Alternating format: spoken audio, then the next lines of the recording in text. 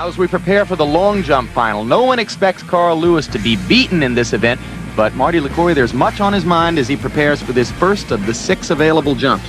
His strategy is to just take this first jump, really get a long, fair jump out there, and then pass on the final 5 so that he can rest up for the 200 meters. Fair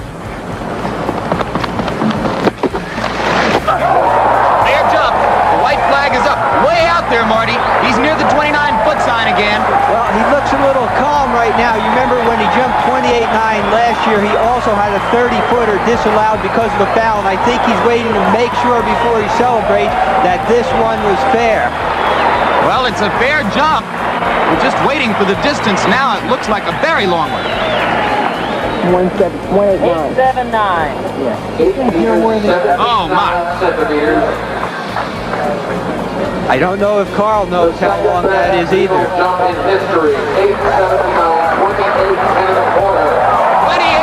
and a quarter. The second longest jump in history, the longest ever at sea level.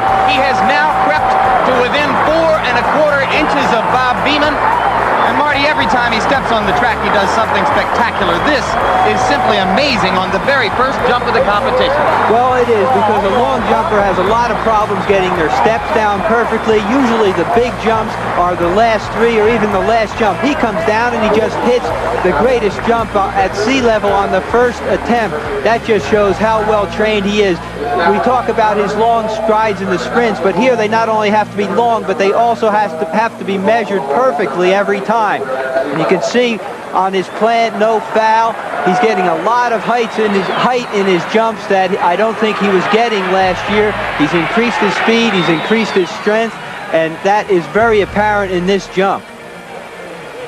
And now we're going to take a head-on look at this remarkable athlete as he comes down the runway right at you toward the takeoff. Here you can see how much height he's getting. Last year he was running down the runway very quickly and then jumping out into the pit, but now his strength is so much that he's really getting up there high as Beamon did, but he still could probably get a few more inches out of the last part of his landing if he were trying to go for a record and not just a fair jump. There's a lot more potential there. Beamon's record 29.2½ on this runway. Carl has now produced a 28:10 and a quarter, a 28.9, a 28.7, the 3 longest jumps ever at sea level. Coming up, Edwin Moses going for number 75 in a row in the 400-meter hurdle.